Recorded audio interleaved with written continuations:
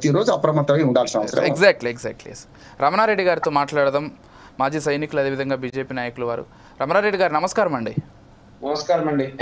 అంటే రామ్మోహన్ గారు చెప్పేదంతా నేను పూర్తిగా ఏకీభవిస్తున్నాను. బయటి దొంగలతో లేకపోతే బయట ఉన్నటువంటి శత్రువులతో పోరాడడం చాలా ఈజీ. ఎదురుగా ఉంటారు, నువ్వా నేనా తేల్చుకుందాం అన్నట్లే ఉంటుంది. ఇంటి దొంగల్ని పట్టడం ఈశ్వరుడికైనా తరం కాదంటారు. అసలు ఎక్కడుంటున్నారో తెలియదు, మన మధ్య ఉంటారు, రోజు మనతో పాటే తిరుగుతూ ఉంటారు. ఇలా యూట్యూబ్స్ వ్లాగ్స్ చేసుకునే వాళ్ళు కూడా ఉన్నారు. ఈరోజు జ్యోతి మల్హోత్రా అంటే దేశంలో చాలామంది ఫాలో అవుతున్నారు అమ్మాయిని. ఎందుకంటే ఈరోజు బ్లాగర్స్ని చాలామంది ఫాలో అవుతుంటారు, ఎక్కడెక్కడ తిరుగుతుంటారు, ట్రావెల్ ప్లేసెస్ ఏ విధంగా ఉంటాయని. అలాంటి ఒక అమ్మాయి అంటే సమాజాన్ని ప్రభావితం చేయగలిగేటువంటి ఒక స్థాయిలో ఉండి కూడా ఈ విధంగా చేయడం అంటే దేనికి లొంగిపోయి ఉంటారు? డబ్బుకా, లేకపోతే ఏదైనా ఇతర కారణాల వల్ల, లేకపోతే శారీరక సౌఖ్యానిక? ఇలాంటివి కూడా ఉంటాయి. మనం ఇలాంటి కేసెస్లో చూసుకుంటే చాలామంది ఇలా కూడా చేస్తుంటారు, లేకపోతే కొంతమంది ప్రేమ పేరుతోటి. ఇలా రకరకాల కారణాలు ఏవైనా ఉండొచ్చు. కాకపోతే దేశద్రోహానికి పాల్పడుతున్నారు వీళ్ళందరూ. మన సొమ్ము తింటూ, లేకపోతే మన ఉప్పు తింటూ మన శత్రు దేశానికి వెళ్ళి అక్కడ సమాచారం ఇస్తూ అక్కడ ఉగ్రవాదులు వచ్చి మన దేశం పైన దాడి చేసే విధంగా వీళ్ళ సహాయం ఉంటుందంటే వీళ్ళని కూడా ఉగ్రవాదులతో పోలిస్తే బాగుంటుందేమో అనేది నా అభిప్రాయం. ఏం చెప్తారు?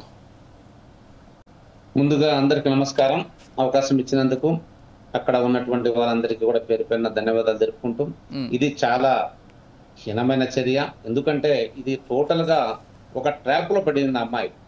ట్రాప్ లో పట్టడం అనేది ఒక లవ్ మీద, ఒక లవ్ జిహాద్ మీద ఏ విధంగా అయితే ప్రేరేపిస్తం చేస్తున్నారో, వీళ్ళు మురకలందరూ కూడా ఏ విధంగా అయితే చేస్తా ఉన్నారో చాలా బాధాకరము. ఇది కేవలం మీకు అందరికీ తెలుసు, ఒక లవ్ జిహాద్ మీద ఏ విధంగా కార్యక్రమాలు చేస్తున్నారు. వీళ్ళు ఏమవుతుందంటే ఒక ప్రేమలో పడిపోయి ఒక దేనికైనా తెగించున్నారు అన్నమాట. వాళ్ళ తల్లిదండ్రులు కానీ, దేశాన్ని కానీ, పుట్టిన గడ్డ మీద కానీ వాళ్ళకు ఇంకా అయ్యో పాపం అనేది లేదు.